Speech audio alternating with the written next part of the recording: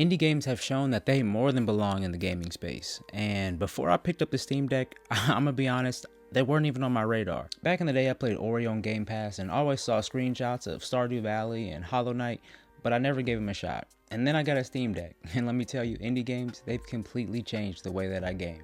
When I first got the deck, I started looking at the most played games on the Steam Deck, and that's when I picked up my first group of indies. Games like Hades, Gris, Stardew Valley, Dave the Diver, and I didn't take long to realize something just felt different.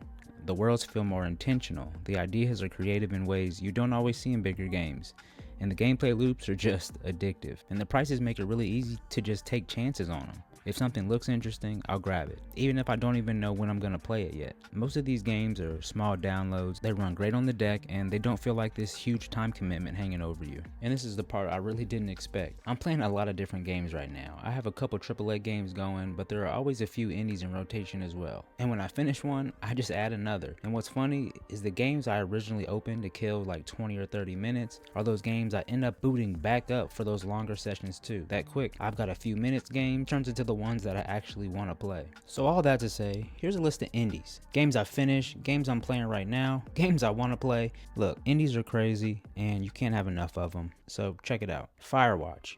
This one really caught me off guard. You play as a fire lookout in the Wyoming wilderness, and it starts off feeling slow and peaceful, but it doesn't take long before the story pulls you in with this underlying mystery. And what I loved about it on deck is how easy it was to play in these short sessions. It's very dialogue and exploration focused, so it's perfect for those quieter moments where you just want to relax and get lost in the world for a bit. By the time you get to the end, it really leaves you sitting there thinking about the choices you made and everything that happened. Performance-wise, I had a few small stutters here and there, but nothing that took away from the experience. If you're looking for something story-driven for a chill time on Steam Deck, this is an easy recommendation. That's Firewatch. Slots and Daggers is one of those games that just has that loop that just keeps pulling you back in. The idea is pretty simple. It's a roguelike where you're spinning slot-style reels to build attacks, abilities, and power combinations while you're fighting through enemies. What makes it so fun is when you start figuring out the right synergies. Once your build comes together, you just turn into an absolute machine, and it's really satisfying once everything starts clicking. The rugged art style actually looks great on the deck screen, and since runs are quick, it's perfect for those 10 to 20 minute sessions. My only complaint, I wish there was more of it. Once you put some time in, the replayability starts to taper off a bit. I'm really hoping this one gets some DLC because the core of this gameplay was way too good to leave it where it is. That's Slots and Daggers.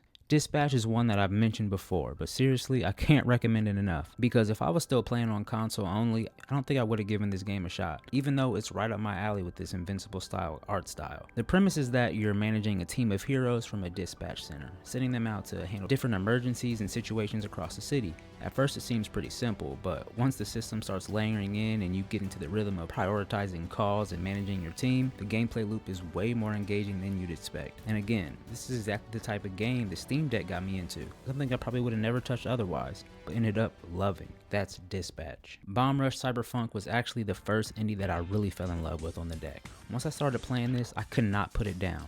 If you've ever played Jet Set Radio, this is the spiritual successor. Fast movement, insane style, graffiti, music, all of it. The colors absolutely pop on the deck screen, especially the OLED. The movement feels amazing once you get into the flow, and the whole game just has this energy to it that makes you want to keep going. And the story has way more personality than I expected too. If you've ever played it, you already know how good this game is, and if you haven't, this is one of those indies that just really show what the Steam Deck does best. Plus, the mod scene is a whole different world. And with Hyperfunk allegedly on the way, now's honestly a great time just to jump in if you haven't yet. That's Bomb Rush Cyberfunk. And right now, this is what my rotation just looks like. Hades, I know this one is huge, but it's impossible just not to mention. This might be the most perfect Steam Deck game. Quick runs, instant resume, and it just plays incredibly well handheld. And Hades 2 is already sitting in my family library, so I'm just trying to be responsible and finish this one first. But man, if you haven't played Hades, get Hades. Jusant is one of those games as I was eyeing for a while and then finally just picked it up, and I'm so glad I did. This one has been a really nice change of pace. Slower, more focused, and the kind of game that just works great when you want a calm session. Midnight Fight Express, I don't want to finish this game, so I try to keep myself from playing too much. This game has been my action fix for a long time. Short levels, quick bursts, and really satisfying gameplay when you've only got a little time. And the backlog, it just keeps growing. And what's next for me? Sea of Stars and Undertale, I recently picked those up on sale. Both games I've heard amazing things about. The deck just makes it easy to keep adding to this list without it feeling overwhelming. And One of the biggest reasons why I've been able to play this many indie games lately is because the Steam Deck, it doesn't just stay home anymore. Most of these games, they're perfect for short sessions, and I've gotten into the habit of bringing my deck with me whenever I feel like I might have a little bit of downtime, and that's where this comes in. This bag has honestly been coming with me everywhere since JSAUX sent it over, and if I'm being real, I haven't even considered going back to the case that came with the Steam Deck.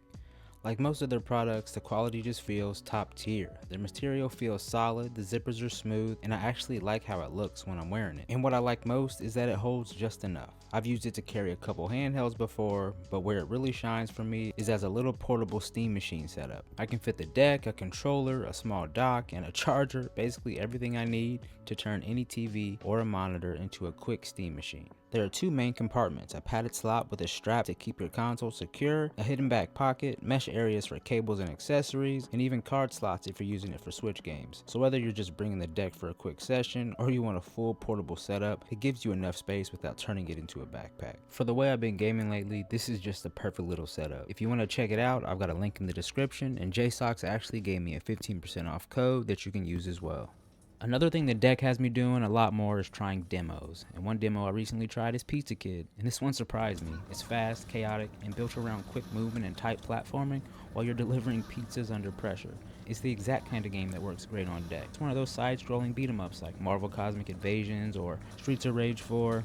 Look, this game punches hard and kicks harder, and it's worth your wish list, so check it out. And then there's Replace. This one, now, I cannot wait for this. The demo is so impressive, I've played it more than once. The pixel art and lighting looks incredible, especially on a handheld screen, and it has that cinematic, story-driven feel that immediately just pulls you in. This is one of those games where after playing the demo, it went straight to my wish list, and again, I'm telling you, I replayed it after the wish list. I just kept playing. I wanted to keep playing.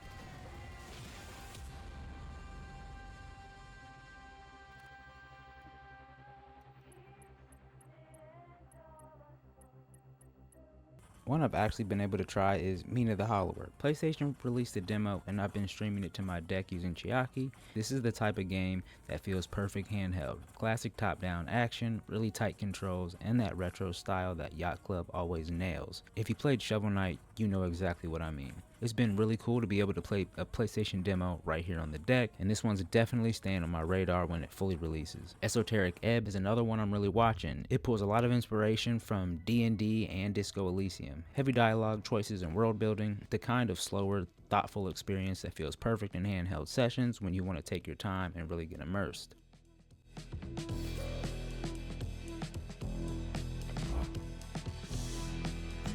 Mouse PI for Hire, I mean, just look at it, that speaks for itself. It immediately grabbed my attention because of the art style. It's set in this 1930s cartoon-inspired world where you're playing as a detective mouse solving cases, and this vintage animation just pops. This looks so good, even if I didn't have a Steam Deck, I would probably pick this one up.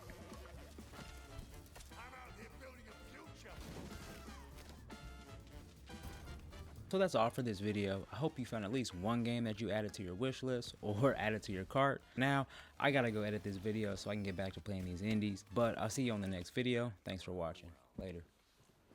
Guess that just made my day.